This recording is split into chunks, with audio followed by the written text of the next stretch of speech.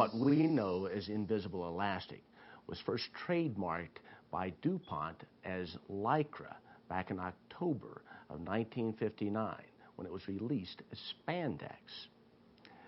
3 times stronger than natural elastic, more durable, and lighter, it was an instant success. In 1967, miniskirts created the need for pantyhose. And by 1969, I was 13 years old and just learning about this whole miniskirt thing, as pantyhose took 70% of the stockings market. Now, by this time, magicians have been taking threads from ladies' stockings for decades, but the secret to stripping these threads into their smallest parts was a very exclusive secret, only sold privately for large sums. But word was about to spread. By the end of 1968, Fred Capps was performing Bruno Hennig's floating cork using 20 denier thread stripped from stockings. And in 1971, Ken Brooke released Fred's routine for the first time. Reports from magicians of the time called it the greatest magic trick they had ever seen. A little cork would bobble around in midair right in front of your eyes. A new era of magic was about to unfold. A few years later, Steve Dushek released Wonder Bar, where a tiny metal bar would force its way out of a corked test tube to float around. I was just getting into magic when the Wonder Bar craze hit. I attended my first magic convention in 1976, and there was Steve Dushek himself demonstrating Wonder Bar. Bill Smith had taken me to this convention, and he flipped out. This became his favorite trick of all time. So for the next couple of years, we were playing around with this new invisible toy and all the neat things it could do. In 1979, I met John Kennedy, who taught me the floating bill. This rekindled my passion for invisible threads and became a regular part of my convention appearances during the early 80s. Over the years, I experimented with all kinds of thread gimmicks, and some of these we'll discuss later on the next video. But following the floating cork, Wonder Bar, and the floating bill, the next big thing to strike a chord with magicians was invisible elastic. Michael Weber was the first to publish an effect using the elastic thread back in the early 80s, but people didn't really get excited about the potential until a couple of years later when Finn John released his invisible elastic loops through George Prost in Europe and Joe Stevens in the United States. This was such a killer application of the elastic that could also be taken from stockings and stripped to almost invisible dimensions, the same way the other threads were for Wonder Bar and the floating cork, that a new branch of interest now captured the imagination of magicians.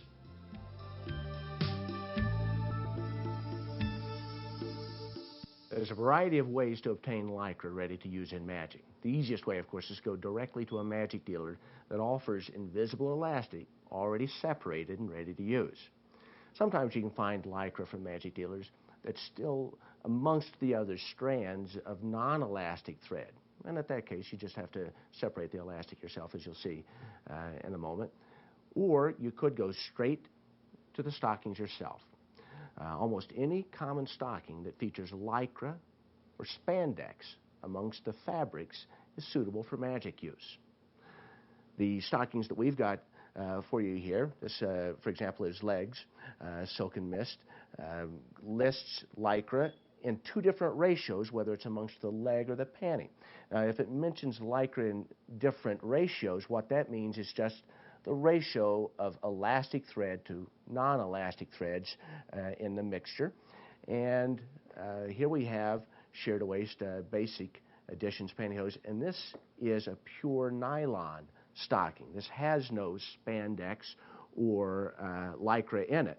Now, it seems as if it's still a stretchy substance, but it's not an elastic stretch. That's just the nature of the weave that leaves room amongst the nylon threads for them to stretch out. But it's a constant length fiber, and you can separate those for things like the floating bill in the same way that you'll see me separate these strands that include some Lycra.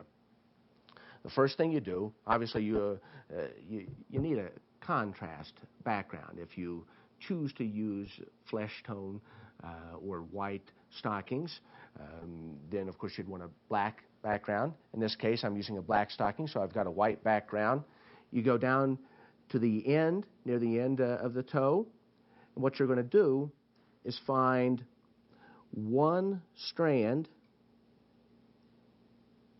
that you can pluck out like this so that you can pull it all the way around and then pull out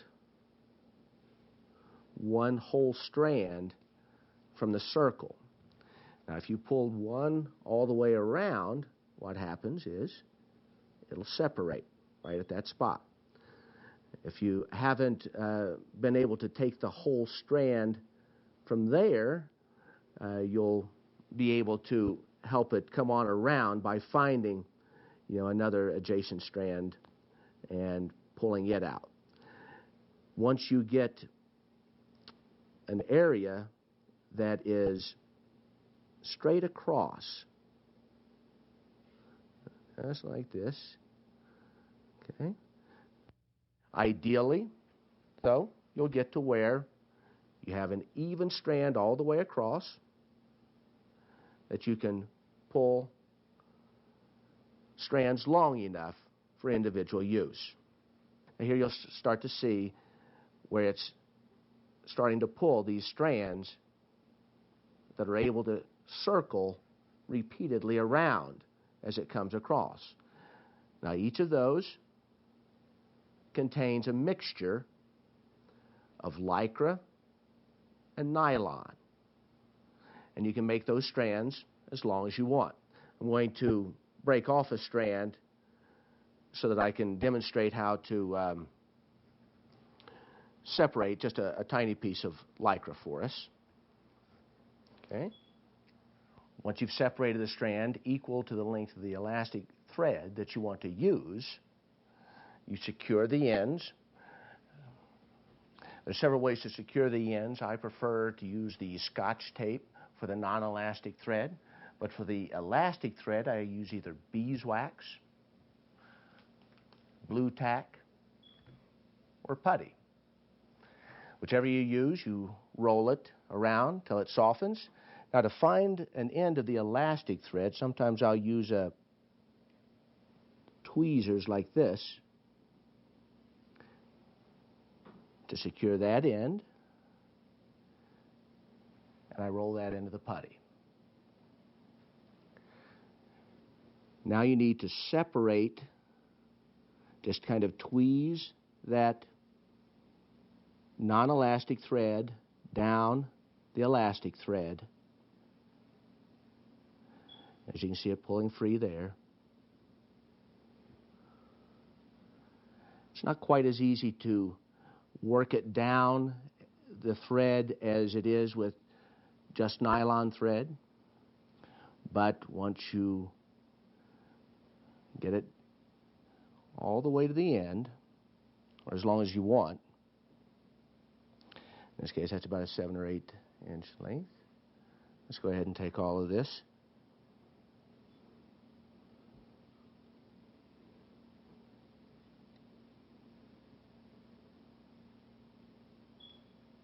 Then you secure the other end. So now you've got, in this case, about a 14-inch strand of elastic thread that's not stretched. 5 times that length, you'd be looking at about 70 inches of thread that you could count on. And I'll just wind that around a playing card until I want to transfer that to whatever it is I want to use the elastic thread for. So now that you know where the elastic thread comes from, how to separate it all the way from the stocking itself, and how to store it, let's look at some of the ways to use elastic thread.